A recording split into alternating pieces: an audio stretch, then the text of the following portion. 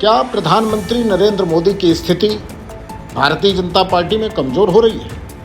ये सवाल इसलिए उठ रहा है क्योंकि इसकी जड़ में स्वयं वह परंपरा है जिसकी नींव नरेंद्र मोदी और अमित शाह की जोड़ी ने 2014 के बाद रखी थी। पार्टी के संगठन में युवाओं को आगे बढ़ाने पर जोर दिया गया था। लाल कृष्ण आडवाणी और मुरली मनोहर जोशी जैसे वरिष्ठ नेताओं को 75 वर्ष की उम्र पार करने पर मार्गदर्शक मंडल में भेज दिया गया। 75 प्लस की आयु वाले नेताओं को अध्यक्ष, मुख्यमंत्री या प्रधानमंत्री पद पर नहीं रखा जाएगा, एक ऐसी धारणा बन गई।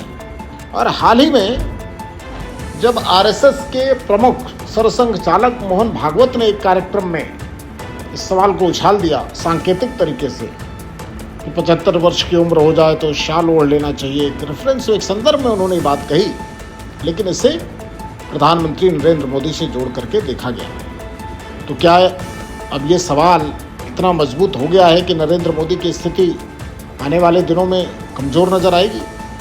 इसके पीछे और भी कई वजह हैं। अब आप देखिए, लगातार 1.5-2 साल हो रहा है और भारतीय जनता पार्टी अपना अध्यक्ष नहीं चुन पाई। अब कहा जा रहा है अध्यक्ष क्यों नहीं बना? अध्यक्ष इसलिए नहीं बन पा रहा है क्योंकि आरएसएस और भारतीय जनता पार्टी के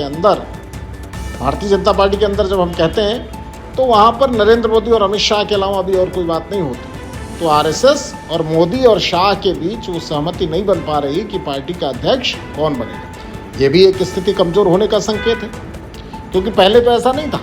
2014 के बाद ही मान लिया गया कि जो मोदी और शाह कहेंगे वही अंतिम सत्य है, वही भारतीय जनता पार्टी पे लागू होगा, वही सरकार और संगठन उसी ढर्रे पे चलेगी। लेकिन अब एक नया रोड़ा आ गया। अब इसके बाद कुछ और परिस्थितियों की चर्चा करते हैं जो लगातार निर्मित हो रही है। आप देखिए अमेरिका के साथ कैसे लगातार तनाव बढ़ रहा है। टैरिफ का मसला इस हद तक पहुँच गया कि हमारे ऊपर 50% तक टैरिफ लगा दिया गया। और फिर लगातार भारत के खिलाफ बयानबाजी की जा रही है अमेरिका के राष्ट्रपति द्वारा, ट्रंप के द्वारा, टैरिफ के मसले पर हो या भारत पाक युद्ध संघर्ष विराम के मसले पर हो। लगातार एक ऐसी स्थिति बनाई जा रही है कि जिससे नरेंद्र मोदी कहीं ना कहीं उनके ऊपर राजनीतिक असर भी पड़ना स्वाभाविक है, क्योंकि आप अंतर्राष्ट्रीय मसलों को कैसे डील करते हैं, कैसे अपने देश की स्थिति को मजबूत करते हैं, इन सब बातों से भी नेतृत्व परखा जाता है।